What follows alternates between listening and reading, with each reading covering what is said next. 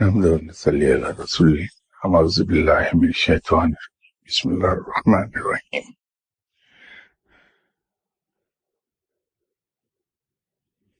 یہ کچھ سوالات ہیں جو مجھے دیے گئے ہیں۔ پہلا سوال انسانی روح کے انتقال سے متعلق ہے۔ انسانی روح دنیا سے انتقال کے وقت اس جسم کو چھوڑ دیتی ہے تو قیامت میں دوبارہ اٹھنے کے درمیان کے وقفے میں اس کو کوئی اور جسم ملتا ہے۔ ارشاد باری تعالیٰ ہے، رب تعالیٰ نے آپ صلی اللہ علیہ وسلم کو مخاطب کر کے فرمایا تھا کہ لوگ تم سے روح کے بارے میں سوال کرتے ہیں تو اے پیغمبر کہہ دیجئے کہ روح میرا امر ہے۔ یہاں مختلف نشستوں میں روح کے بارے میں ذکر ہوتا رہا۔ روح پر سیر حاصل گفتگو بھی ہوئی۔ جیسے میں نے عرض کیا اس گفتگو کے دوران کہ روح اللہ کے نور سے لیے گئے حصے میں سے فردر ایک حصہ ہے، تو نور کا حصہ بھی نور ہوتا ہے۔ تو روح بذات خود ایک نور ہے۔ ایک سٹیج پر میں نے عرض کیا تھا کہ جب رب تعالیٰ نے روحوں کو تخلیق کیا، جب روح انسانی تخلیق ہوئی تھی تو تخلیق کے بعد اسے اس آسمان پر اتارا گیا تھا جہاں فرشتے قیام کرتے ہیں، اور وہاں روح انسانی کو نور کا غسل دیا گیا تھا، اور اس غسل کے بعد اس سٹیج پر انسانی روح کا نام رکھا گیا تھا۔ پھر اسے تیسرے آسمان پر اتارا گیا اور نئے سرے سے پھر اسے غسل دیا گیا۔ اس غسل کے بعد اس کا نام روح متحرکہ رکھ دیا گیا تھا۔ جو پہلا غسل تھا اس کے بعد روح کا نام دی پائس سول رکھا گیا تھا۔ دوسرا غسل جو تیسرے آسمان پر اسے دیا گیا، اس غسل کے بعد یہ دی موونگ سول کہلائی تھی۔ اور اب جب زمین پر کوئی جسم وجود میں آتا ہے، جس کا تفصیلی بیان میں نے چند نشست پہلے کیا تھا، تو اس جسم کے وجود میں آنے کے بعد اس جسم سے متعلقہ روح کو آسمانوں پر روانگی کا حکم ہوتا ہے، اور فرشتہ اس روح کو اس سے متعلقہ جسم میں موجود دل کے وسطی حصے میں رکھ دیتا ہے، اور وہ روح اس جسم کی طبعی عمر پورے ہونے تک دل کے اس درمیانی حصے ہی میں رہتی ہے۔ جب رب تعالیٰ کی طرف سے عطا کردہ زندگی کی مہلت ختم ہوتی ہے اور انسان اپنے رب کی طرف لوٹتا ہے، اس جہان سے آسمانوں کی طرف انتقال کرتا ہے، تو چونکہ یہ جسم فانی ہے، مادی ہے، یہ جسم تو یہی رہتا ہے، اور جس خمیر سے اٹھا ہوتا ہے اسی خمیر میں جا کے مل جاتا ہے۔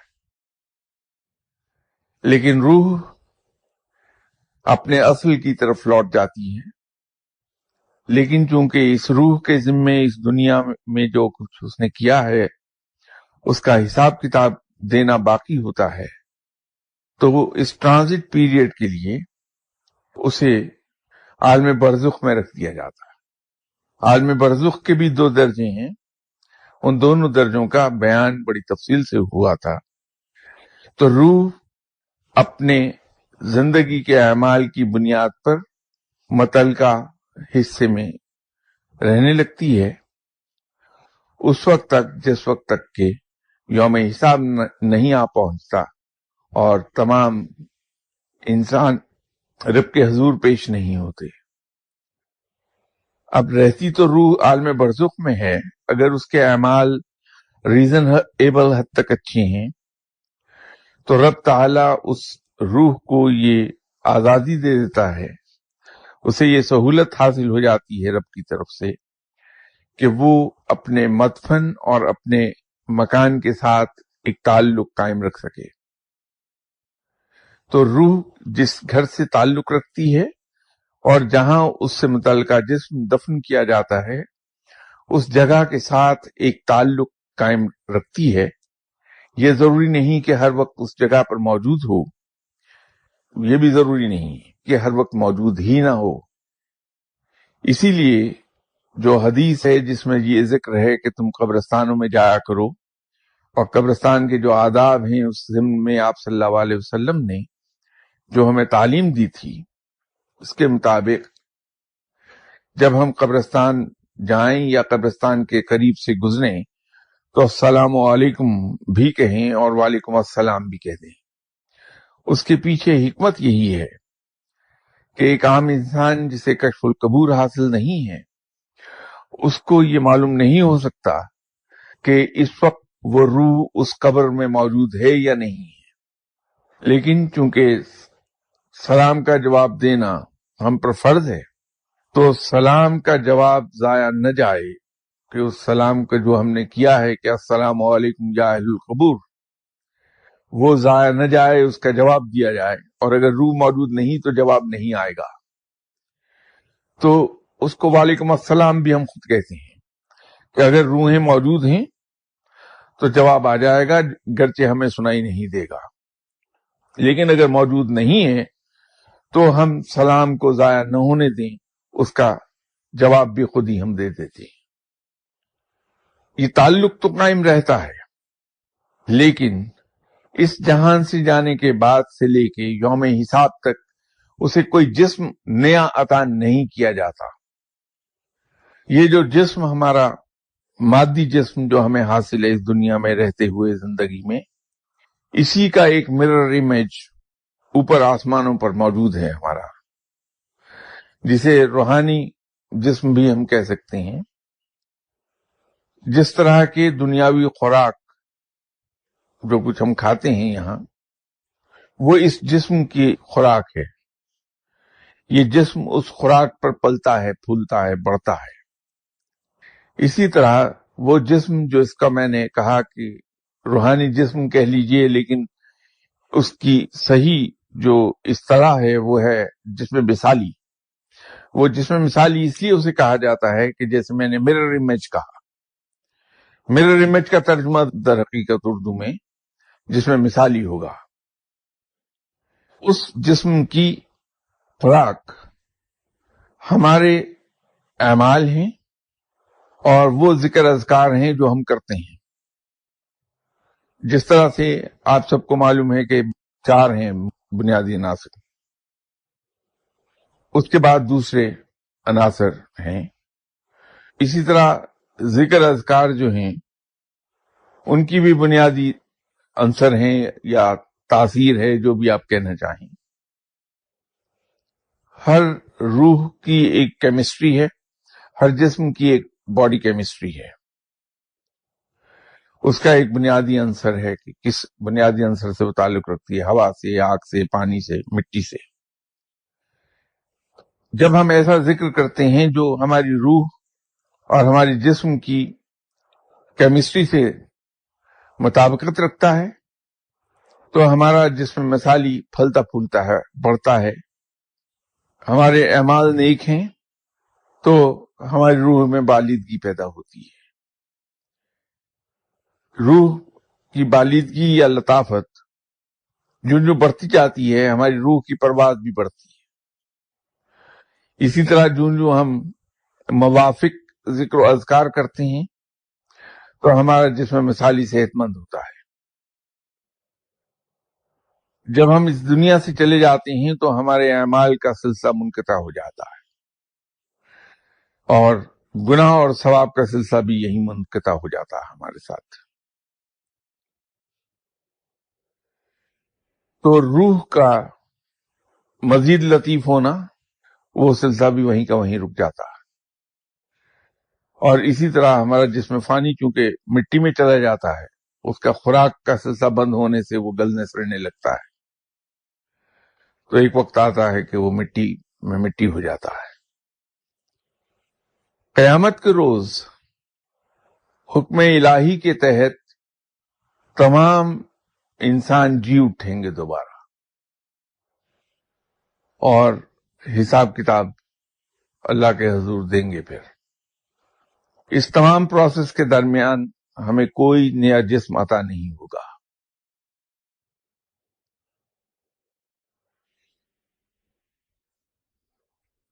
اگلا سوال، نوجوان لڑکے اور لڑکیاں کمرے میں مختلف اداکاروں یا کھلاڑیوں کی تصویریں لگا لیتے ہیں، کیا اسلامی نقطۂ نظر سے یہ درست ہے؟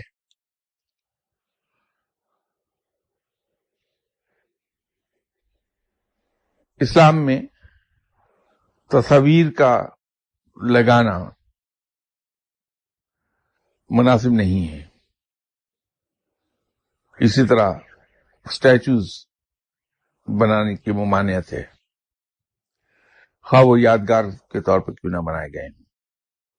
اس کی وجہ یہ ہے، اس میں حکمت یہ ہے اس حکم کے پیچھے، کہ جس وقت جزیرہ نما عرب میں اسلام انٹروڈیوس ہوا تو وہاں زیادہ تر قومیں بت پرست بستی تھیں، اور جزیرہ نما عرب کے جس حصے میں آپ صلی اللہ علیہ وسلم نے پہلی بار اللہ کا پیغام دیا، وہاں تو کلیتاً بت پرست تھے. چونکہ ان کی پچھلی کئی نسلیں، ان کے آباء و اجداد ایک بہت لمبے عرصے سے بتوں کی پوجا کر رہے تھے، تو پرانی چیزوں کو، پرانی روایات کو چھوڑنا انسان کے لیے خاصا دشوار ہے. تو ایسا نوٹس کیا گیا کہ مسلمانوں نے اسلام تو قبول کر لیا، مسلمان ہو گئے، اور مخلص بھی تھے اسلام کے لیے، سچے دل سے اسلام قبول کیا تھا، لیکن پھر بھی وہ بتوں سے جو پچھلی کئی صدیوں سے پیار چلا آ رہا تھا وہ گیا نہیں. تو لوگ نماز کے دوران بھی بتوں کو اپنے بازوؤں کے نیچے چھپا کے لے جاتے تھے. اس قباحت کو ختم کرنے کے لیے رب تعالیٰ نے رفع یدین کا حکم دیا تھا، اور اسی روایت کو کلیتاً ختم کرنے کے لیے اسلام میں اسٹیچوز جو یادگار کے طور پر بنائے جاتے ہیں ان کو بھی منع کر دیا. تصویر بھی بت ہی کی ایک اور صورت ہے. آپ نے بہت مرتبہ دیکھا ہوگا کہ وہ بیچارے والدین جن کی اولاد ان سے جدا ہو جاتی ہے قضاء الہی کے تحت، ماں باپ دکھ کی وجہ سے اپنی اولاد کی تصویر کے ساتھ گفتگو کرتے دکھائی دیں گے آپ کو. کچھ حضرات بچے کی سالگرہ مناتے ہیں جو بیچارہ اس دنیا سے جا چکا، ان کے محبت کا اور اٹیچمنٹ کا اظہار ہے، تو اس سالگرہ مناتے وقت جہاں کیک کاٹا جا رہا ہے وہاں اس کی تصویر بڑے سائز کے رکھ دیتے ہیں. تو یوں یہ بت پرستی ہی کی ایک شکل اختیار کر جاتی ہے یہ چیز. اس کا کسی طرح کا بھی امکان کہ بت پرستی کی طرف راغب نہ ہوں مسلمان، اس سلسلے میں یہ حکم آیا تھا کہ یادگار کے طور پر بنائے گئے اسٹیچوز نصب کیے جائیں، وہ بنائے ہی نہ جائیں، اور تصویریں میری گھروں میں نہ لگائی جائیں. اس وجہ سے کسی شخص کے ساتھ محبت، عقیدت، یا اگر اسے ہم آئیڈیلائز کرتے ہیں تو اس کی تصویر کا کمرے میں لگانا مناسب نہیں ہے.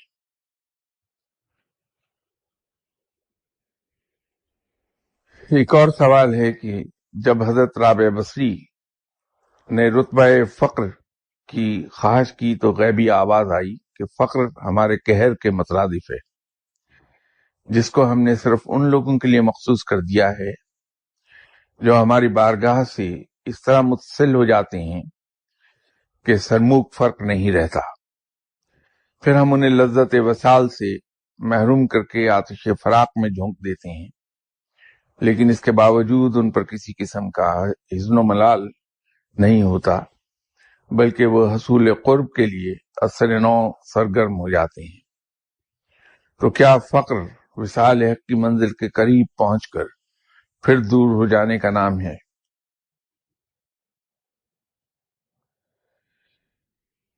اس موضوع پر اس سے پہلے کئی بار ہماری بات ہو چکی ہے۔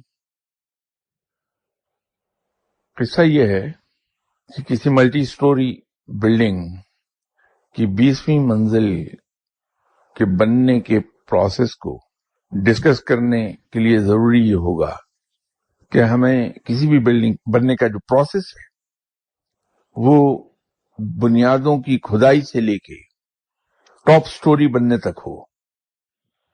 جب تک یہ علم ہمیں A to Z نہیں ہوگا، الف سے یہ تک کا پروسیس ہمارے علم میں نہیں ہوگا، ہم اس بلڈنگ کی ٹاپ سٹوری کے بننے کے عمل کو سمجھ نہیں پائیں گے۔ حضرت بی بی رابعہ بصری رحمت اللہ علیہ صاحب نے جب رتبہ فقر کا سوال رب کے حضور کیا تھا تو وہ خود ابھی اس بڑے مقام تک نہیں پہنچی تھی جہاں وہ پہنچ گئیں۔ بعد میں جس مقام پر پہنچی وہاں تو وہ ایک ہاتھ میں آگ اور دوسرے میں پانی لے کے جنت کو پھونکنے اور جہنم کو بجھانے چلی گئی تھیں کہ جنت کے لالچ میں لوگ عبادت کرتے ہیں اور جہنم کے خوف سے عبادت کرتے ہیں، میں ان دونوں چیزوں کو ختم کر دوں تاکہ لوگ عبادت لالچ اور خوف کے تحت نہ کریں، بلکہ عبادت صرف اس لیے کریں کہ ان کا رب لائق عبادت ہے۔ یہ مقام تو رتبہ فقر سے بہت آگے ہے، یہ کامل بندگی کی حد ہے جہاں پر حضرت بی بی رابعہ بصری کیا پہنچی تھی۔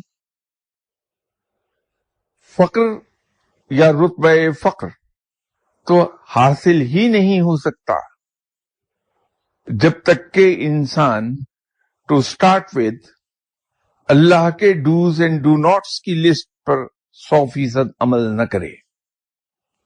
ایسے ٹو سٹارٹ ود اس راہ اور اس منزل کا نقطۂ آغاز ہی ڈوز اینڈ ڈو ناٹس کی لسٹ پر 100% عمل ہے۔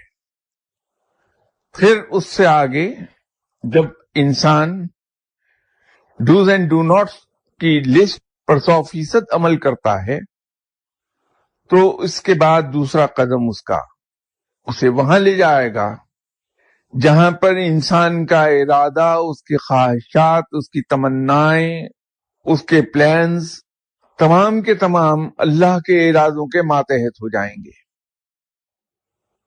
اس کو اردو میں رضا الہی کہتے ہیں کہ جب کوئی شخص اللہ کی رضا میں راضی ہو جائے تو وہ دوسرا مقام آ گیا اس کا۔ اور پھر جب کوئی شخص مجاہدہ کرنے لگے اور اللہ کی یاد میں گم ہو جائے تو یہ تیسرا مقام آ گیا، تیسرا قدم آ گیا رادر۔ اور جب وہ یہ چوتھا قدم اٹھا لے کہ جہاں اس کے دل اور دماغ دونوں سے ایک آواز اٹھنے لگے کہ بس تو ہی تو ہے، میں کچھ نہیں، تو سمجھ لیجئے کہ وہ فقر کے مقام تک جا پہنچا۔ تو پھر اسے رتبہ فقر عطا ہو جائے گا۔ تو جب اس نے یہی سمجھ لیا جینوئنلی، زبان سے نہیں، زبان سے تو میں بھی گزشتہ 65 سال سے یہی کہہ رہا ہوں، لیکن حقیقت کیا ہے وہ یہ ہے کہ میں ہر وہ کام کرتا ہوں جس سے میرے رب نے مجھے منع کیا ہے۔ سرکشی کا یہ عالم ہے میرا، میں ہر اس کام سے دور بھاگتا ہوں جس کو میرے رب نے کرنے کا حکم صادر فرمایا تھا۔ سچ یہ ہے، اور زبان سے میں یہ کہتا ہوں تو ہی تو ہے بس۔ تو اسی لیے تو میں اتنا بڑا فاسق و فاجر اور لعین و ملحد ہوں جینوئنلی جب اس کے دل نے یہ سمجھ لیا اور دل سے یہ ایک آواز اٹھنے لگی کہ بس تو ہی تو ہے، میں کچھ نہیں، تو سمجھ لیجیے کہ وہ فقر کے دروازے پر دستک دے رہا ہے۔ اور جو شخص اس مقام پر آن پہنچا ہے اور اسے رتبہ فقر عطا ہو گیا ہے، تو اس کے بعد وصال ہو یا فراق، اسے تو فرق ہی نہیں پڑتا۔ وہ تو جائے گا ہر مرتبہ اپنے محبوب کے دروازے پر، اور دستک بھی اس خوف سے نہیں دے گا کہ میرا محبوب کہیں آرام نہ کر رہا ہو، کہیں وہ سو نہ رہا ہو، اس کے آرام میں خلل نہ ہو جائے، وہ ڈسٹرب نہ ہو جائے۔ اس کے دروازے کے سامنے بیٹھتا ہے کہ کب میرا محبوب اپنی مرضی سے یہ دروازہ کھول کر باہر جھانکے میں اس کا ایک بار دیدار کر لوں۔ وہ اسی دیدار میں خوش ہو جاتا ہے۔ تو وہاں اس پر کیا وصال اور فراق کا فرق پڑتا ہے؟ وصال وہ یا فراق، وہ تو اپنے دل میں جھانکتا ہے اور اس کا وصال ہو جاتا ہے کہ اس کو اپنا محبوب، اس کی تصویر اپنے دل میں دکھائی دینے لگتی ہے۔ اس کے محبوب کی تصویر تو اس کی آنکھوں میں جمی ہے، وہ عکس اس کی آنکھوں میں منجمد ہے، اس کو ضرورت ہی نہیں ہے اس کو فزیکلی دیکھنے کی۔ تو اسے کیا فرق پڑے گا کہ وصال ہو یا فراق؟ تو فقر کی تمام راہ جو ہے جہاں سے گزرتا ہوا بندہ چلا آتا ہے اور فقر کے مقام پر پہنچتا ہے، تو وہاں حضرت بی بی رابعہ بصری رحمت اللہ علیہ کی اس خواہش کے جواب میں وہ جو ندائے غیب آتی ہے، اس کو سمجھنے کے لیے تو یہ ضروری ہے کہ انسان اس تمام پروسیس کو، اس تمام راستے کی تفصیل کو جانتا ہو، اور صرف جاننے سے بھی کچھ نہیں ہوتا۔ جب تک انسان نے اسے ذاتی طور پہ پرسنلی ایکسپیرینس نہ کر لیا ہو، اس کی باریکیوں اور موشگافیوں سے واقف ہو ہی نہیں سکتا، اور جب تک کسی چیز کی باریکیوں اور موشگافیوں سے انسان واقف نہ ہو اسے سمجھ نہیں سکتا۔ تو یہ درست ہے کہ جب انسان رتبہ فقر پر فائز ہوتا ہے تو اسے جھٹکے لگتے ہیں۔ وہ جھٹکے یہ نہیں کہ کوئی الیکٹرک شاکس دیتا ہے اسے، لیکن وہ جھٹکے یہ ہوتے ہیں کہ انسان یہ سمجھتا ہے کہ میں اپنے رب کے قریب پہنچا، قربت کی تمام نشانیاں دیکھتا ہے، ان کا انجوائے کرتا ہے۔ سڈنلی پتہ ہی چلتا ہے کہ قربت ہونا تو بڑی دور کی بات ہے، وہاں تو لامتناہی دوری ہو گئی ہے، اور وہ جھٹکا بڑا خوفناک ہوتا ہے۔ انسان کشف کا عادی ہو جاتا ہے، اور اگر کشف اختیاری حاصل ہے تو فقیر جب چاہتا ہے حالت کشف میں جاتا ہے، اس میں ڈوبتا ہے، سیر کرتا ہے اجابات الہی کی، سڈنلی معلوم ہوتا ہے کہ وہ کشف بند ہو گیا۔ اب فقیر کوشش کر رہا ہے کہ میں اس حالت کشف میں چلا جاؤں، وہاں کچھ بھی نہیں، ایک لامنتہی گھپ اندھیرا ملتا ہے پڑھائی کے جواب میں، اس میں دکھائی کچھ نہیں دیتا، pitch dark, total black out ہوتا ہے بندہ۔ پہلے انسان مزے لوٹتا ہے اس بات کے کہ دعا کرتا ہے، رب تعالیٰ اس دعا کو فوری طور پہ قبول فرما لیتا ہے، تو اندر سے ایک خوشی کا احساس، یہ نہیں کہ میری دعا قبول ہو گئی، وہ تو تکبر ہے، اس کے اندر ایک عجیب سی خوشی کا احساس ہوتا ہے کہ میرے رب نے مجھے سینے سے لگایا ہوا ہے، کہ وہ میری بات سنتا ہے، اسے پوری کر دیتا ہے، میں اس کا لاڈلا ہوں، یہ ایک احساس اور خوشی ہوتی ہے۔ آل آف اے سڈن تجربہ یہ ہوتا ہے کہ جو دعا کی اس کا نتیجہ، اس کا 180 ڈگریز اپوزٹ آیا، جو اللہ سے فرمائش کی اس کے الٹ، اس کے برعکس نتیجہ نکلا۔ تو انسان سر سے پاؤں تک کانپنے لگتا ہے کہ کیا ہوا، یہ مجھ سے کہاں کوتاہی ہو گئی، میں رب سے اتنا دور کیوں ہو گیا۔ عام طور پر 3 دن کے بعد کیفیات پھر لوٹ آتی ہیں. پھر انسان حالت کشف میں جانے کے لیے اللہ کو یاد کرتا ہے، فوری طور پر کشف میں داخل ہو جاتا ہے، حالت کشف میں داخل ہوتا ہے. اللہ کے حضور دعا کرتا ہے، دعا قبول ہوتی ہے. پھر چلتے چلتے ایسا جھٹکا لگ جاتا ہے اچانک، بعض کا 7 دن کے لیے جھٹکا لگتا ہے. وہ ایسا نہیں کہ رب سزا دے رہا ہے، بالکل نہیں. رب تو بڑا مہربان ہے، وہ تو سزا دیتا ہی نہیں. وہ تو اتنا بڑا ہے کہ میں یہ کہتا ہوں کہ ہمارا کوئی گناہ اس کی رحمت کے قریب نہیں پہنچتا کہ وہ اس کو معاف نہ کرے. تمام گناہ ہمارے اس کے رحمت کے احاطے میں آ جاتے ہیں. وہ اتنا بڑا غفور رحیم اور معاف کرنے والا ہے. سزا نہیں دیتا رب. یہ میرا ایمان ہے اپنے رب کے بارے میں.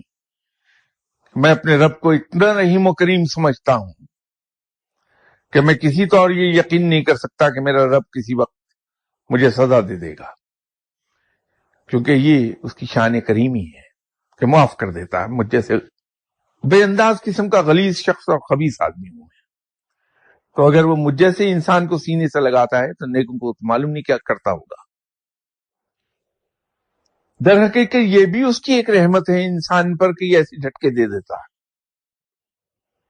یہ جو وصال سے حالت فراق میں لے جاتا ہے، پھر حالت فراق سے حالت وصال میں لے جاتا ہے، یہ بھی اس کی رحمت کا ایک رنگ ہے. اگر ہمیشہ یہ ہوتا رہے کہ انسان جب چاہے حالت کشف میں جا کر جو چاہے دیکھ لے، جو دعا کرے وہ قبول ہو جائے، تو انسان میں تکبر آنے لگتا ہے اور اس کی زبان سے یہ الفاظ ادا ہونے لگتے ہیں، میں ابھی دعا کرتا ہوں قبول ہو جائے گی. ایک تکبر ہے. رب اتنا بڑا ہے کہ ہم اسے فور گرانٹیڈ نہیں لے سکتے کبھی. خدائی اس کی ہے، قدرت اس کی ہے. ہم عاجزانہ درخواست کر سکتے ہیں رب کے حضور. تو وہ ہمیں جھنجھوڑ دیتا ہے کہ تم میری تمام تر دوستی کے باوجود رہو گے میرے بندے، حقیر بندے، ایسے عاجز بندے جن کے اختیار میں کچھ نہیں. چاہے تم میری دوستی کے کسی مقام پر چلے جاؤ، ہو تم میرے حقیر بندے. تو انسان کو وہ جھٹکا پھر تکبر سے عجز کی طرف لے جاتا ہے. تو وہ بھی اس رنگ میں رحمت ہے، قہر نہیں ہے، وہ اس کا کرم ہے. وہ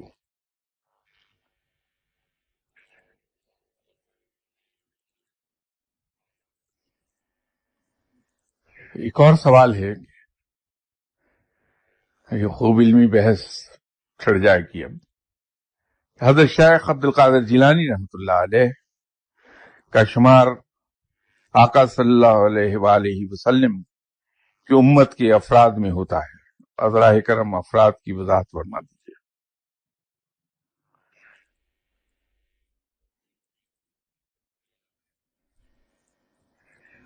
امتی تو ہم سب ہیں.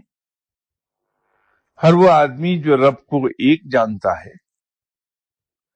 آپ صلی اللہ علیہ وسلم کو رب تعالی کا سچا اور آخری رسول مانتا ہے، قرآن پاک کو کتاب الہی مانتا ہے، وہ آپ صلی اللہ علیہ وسلم کا امتی ہے. بات یہ ہے کہ روحانیت میں ایکسپریشنز ہمارے 2 جگہوں سے بہت زیادہ آئے. 90% ایکسپریشنز عربی سے ہیں اور باقی 10% ایکسپریشنز فارسی ہیں. اس کی وجہ یہ ہوئی کہ ولایت گرچہ کچھ مخصوص لوگوں کی میراث نہیں ہے. جس شخص نے بھی اللہ کی بندگی کی، آپ صلی اللہ علیہ وسلم سے سچا پیار کیا اور ایک خاص طرز زندگی اور اسلوب زندگی اپنا لیا، بلکہ اس کی وضاحت مجھے کر دینی چاہیے تاکہ ہم اس قصے میں نہ پڑ جائیں کہ وہ خاص طرز زندگی اور اسلوب زندگی کیا چیز ہے. ہر وہ شخص جس نے وہ خاص طرز زندگی اس انداز کا کہ اس نے اپنے اخلاق آپ صلی اللہ علیہ وسلم کی سنت کے تحت کر لیے. سونر اور لیٹر ون وے اور دی ادر اس کو ولایت حاصل ہو ہی گئی. اس میں کوئی شک نہیں کہ میراث کسی ایک مخصوص طبقے کی نہیں ہے، لیکن somehow اور دی ادر ہوا یہ ہے کہ اولیاء اکرام میں ایک بڑی اکثریت ان لوگوں کی ہوئی جن کا تعلق اہل بیت سے تھا، ان کی اولاد سے تھے. اس کی وجہ کوئی اور نہیں نظر آتی مجھے، سوائے اس کے کہ چونکہ اہل بیت کی تربیت آپ صلی اللہ علیہ وسلم کے دست مبارک سے ہوئی تھی، بہت زیادہ قربت رہی آپ صلی اللہ علیہ وسلم سے، اور اس سے بھی زیادہ ایک ایڈوانٹیج اہل بیت کو یہ رہا کہ کچھ چیزیں جینیٹکلی ٹرانسفر ہوتی ہیں انسان میں. تو اہل بیت کے جینز میں کچھ وصف آ گئے، اور وہ وصف اللہ کے نزدیک خاص پسندیدہ ہیں. تو اس وجہ سے اولیاء اکرام کی ایک بڑی اکثریت اہل بیت کے خاندان سے، ان کی اولاد سے تعلق رکھتی ہے. بنو امیہ کے زمانے میں واقعہ کربلا کے بعد کچھ عرصہ تو اہل بیت مدینہ منورہ اور عرب کے دوسرے حصوں میں رہے، لیکن اتنے زیادہ یہ دل گرفتہ تھے واقعہ کربلا سے، اور اس کی یادیں اتنی تلخ تھیں ان کے لیے کہ ان میں سے کافی لوگ ہجرت کر گئے عرب علاقے سے. کچھ بنی امیہ کے مظالم ایسے تھے. تو اسی دوران بنو عباس نے واقعہ کربلا اور سیدوں کے اہل بیت کے ساتھ ہونے والے واقعات اور طرز سلوک پر کیش کیا اور مسلمانوں کے جذبات بھڑکائے، اور یوں یہ اقتدار میں آ گئے. خیال یہ تھا، اور جیسے ان کا دعویٰ تھا، کہ ہم اہل بیت کے ساتھ ہونے والی زیادتیوں کا دعویٰ کریں گے اور ہم ان کے کہنے پر چلیں گے. کیا انہوں نے اس کے برعکس. تو اہل بیت پر صرف اس خوف سے، اہل بیت کی گرفت بڑی مضبوط ہے مسلمانوں پر، تو یہ ہمارے اقتدار کے لیے کسی وقت بھی خطرہ بن سکتے ہیں. بنو عباس نے بنو امیہ سے زیادہ مظالم ڈھائے ہیں اہل بیت پر. تو اہل بیت ان مظالم سے تنگ آ کے مختلف علاقوں کی طرف نکل گئے تھے. یہ پہاڑی سلسلہ جو ترکی سے ہوتا ہوا ایران میں داخل ہوتا ہے اور ایران سے افغانستان میں داخل ہوتا ہے، یہ ایسے کاموں کے لیے ظلم سے تنگ آئے ہوئے لوگ جب ہجرت کرتے تھے تو یہ سب سے محفوظ راستہ تھا کہ پکڑا نہ جائے بندہ. تو عام طور پہ ہجرت انہی راستوں سے ہوئی، ان پہاڑوں کے اندر سے. دشوار گزار راستے ہیں، اور یہی وجہ ہے کہ آج ہمیں اولیاء کرام کی بڑی تعداد جن کا تعلق اہل بیت کی اولاد سے ہے، ان کا اوریجن ایران اور افغانستان دکھائی دیتا ہے. یہ پہاڑی سلسلہ ہے جس کے ذریعے انہوں نے ہجرت کی، اور ایران چونکہ پہلا بڑا مہذب ملک آتا تھا، ترقی یافتہ تھا، تو ایک بڑی اکثریت یہیں سیٹل ہو گئی. پھر اس کے بعد کچھ ایسے لوگ بھی تھے جو افغانستان تک آ گئے، اور بعد میں افغانستان سے پھر انڈیا میں داخل ہوئے. یہ ساری اس کی بیک گراؤنڈ ہے. تو روحانیت چونکہ انہی اولیاء اکرام کے ذریعے سے انٹروڈیوس ہوئی اس خطہ میں، جسے ہم انڈین سب کانٹیننٹ کہتے ہیں، تو اس کی اصطلاحیں، ٹرمنالوجی وہ زیادہ تر عربی میں ہے. تو یوں ہمیں کچھ کنفیوژن ہوتا ہے الفاظ کے سلسلے میں. ہم میں سے ہر آدمی امت محمدیہ صلی اللہ علیہ وسلم کا فرد ہے، اور فرد کی جمع افراد ہے. یہ تو اردو کی کہانی ہے، لیکن جن معنوں میں یہ افراد کہے گئے ہیں اس کو میں کھول کر تو بیان نہیں کروں گا کبھی، کیونکہ یہ ان رازوں میں سے ہے جن کو بیان نہیں کیا جا سکتا. لیکن آپ کو سمجھانے کی خاطر میں جس حد تک جا سکتا ہوں اس حد تک انڈائریکٹلی چلا جاؤں گا. اس ملک میں 16 کروڑ لوگ رہتے ہیں. ہم سب 16 کروڑ کے 16 کروڑ پاکستانی کہلاتے ہیں. ہم اسی ملک کے عوام ہیں. لیکن ہم میں سے کچھ 380 یا کچھ ایسی تعداد ہیں تو وہ پاکستانی ہیں بھی عوام میں سے. وہ MNAs کہلاتے ہیں. اور ان میں سے بھی ایک آدمی وزیر اعظم کہلاتا ہے اور کچھ لوگ وزیر کہلاتے ہیں ہم ہی میں سے ہیں. عوام ہی پاکستانی ہیں. وہ بھی ہم میں سے ہونے کے باوجود ان کو ایک علیحدہ عزت ملتی ہے. درجہ بدرجہ ان کے پروٹوکولز ڈفرینٹ ہیں. تو کچھ یہی معاملہ حضرت شیخ عبد القادر جیلانی صاحب کا بھی ہے. اور افراد امید ہے آپ سمجھ گئے ہوں گے کہ جو میں نے کہنے کی کوشش کی ہے. بس ہم لوگ ذرا اتنی سی بات سمجھ لیں کہ وہ چاہے افراد میں سے ہیں یا عوام میں سے ہیں لیکن ہیں وہ شیخ عبد القادر جیلانی رحمۃ اللہ علیہ، جن کا اولیاء کرام میں کوئی ثانی نہیں. اور ایک چیز میں اور گزارش کر دوں گا، جان بچانے کا آسان نسخہ. یہ بڑا آزمودہ اور آسان نسخہ ہے اپنی جان بچانے کا. اگر کوئی مجھ سے یہ پوچھے کہ فلاں نیورو سرجن کیسا ہے، میں اس پہ کامنٹ نہیں کر سکتا کیونکہ میں نیورو سرجری کی ABC بھی نہیں پڑھا ہوا. تو بجائے اس کے کہ میں کامنٹ کر دوں کہ جی فلاں نیورو سرجن جو ہیں وہ تو ایسی بیکار ہیں، ان کو کیا پتا نیورو سرجری کیا ہوتی ہے. تو کل کو مجھ سے سوال کر لیا جائے کہ بھائی تم نیورو سرجری کو جانتے ہو کیا ہوتی ہے، تو میں پھنس جاؤں گا. کسی بھی انسان کی سکلز کے بارے میں کامنٹ کرنے کے لیے ضروری ہے کہ میں اس سے بڑا پروفیشنل ہوں. پروفیشنلی میں اس کام کو اس سے کہیں زیادہ جانتا ہوں، پھر میں کامنٹ کر سکتا ہوں. تو اگر مجھے کچھ معلوم ہی نہیں، میں اسکول کا منہ ہی نہیں دیکھ سکا اور ساری عمر میں سڑک کے کنارے کھڑا ہو کے گنڈیریاں بیچ رہا ہوں، تو میں کسی نیورو سرجن کے بارے میں کس طرح سے کامنٹ کر سکتا ہوں؟ تو پھر شرمندگی اٹھاؤں گا میں.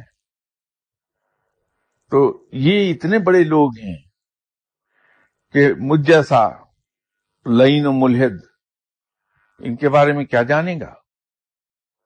تو میں ان کو انڈر ڈسکشن لا کے اپنی شامت کو آواز کیا دوں؟ کیا یہ بہتر نہیں کہ میں کہہ دوں کہ بھائی بادشاہوں کے معاملات تو بادشاہ ہی جانتے ہیں، مجھے کیا معلوم کہ یہ کیا ہے. یوں جان بچ جائے گی. بڑا آسان نسخہ ہے. ورنہ ہم کمپیرزن ڈرا کریں گے دو بڑے اولیاء کرام کے درمیان، پھنس ہم جائیں گے، وہ تو وہیں کے وہیں رہیں گے. یاد رکھیے 2 ہاتھیوں کی لڑائی میں ہمیشہ گھاس کچلی جاتی ہے. تو بہتری یہ ہے کہ ان پر کامنٹ نہ کیے جائیں، ان سے دور ہی رہا جائے، ان کو دور سے ادب سے جھک کے سلام کیا جائے، تو آدمی محفوظ رہتا ہے، انعام پاتا ہے. آپ کو میں اشارتاً میں نے کوئی بات سمجھا دی تھوڑی سی کہ کچھ MNAs کہلاتے ہیں اور انہی میں سے ایک وزیر اعظم بھی ہوتا ہے، انہی میں سے کچھ لوگ وزیر بھی کہلاتے ہیں اور ان کو درجہ بدرجہ پروٹوکولز حاصل ہوتے ہیں. بس اتنا ہی کافی ہو جانا چاہیے آپ کے لیے اور میرے لیے بھی. اور ان چیزوں سے دور رہنے کی کوشش کر لیجئے، محفوظ رہ جائیں گے. نہ صرف محفوظ رہیں گے، انعام پائیں گے.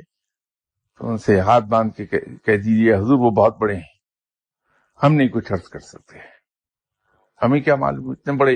اگر وہاں کمنٹ کر سکتے ہوتے تو ہم خود نہ کچھ چیز ہوتے.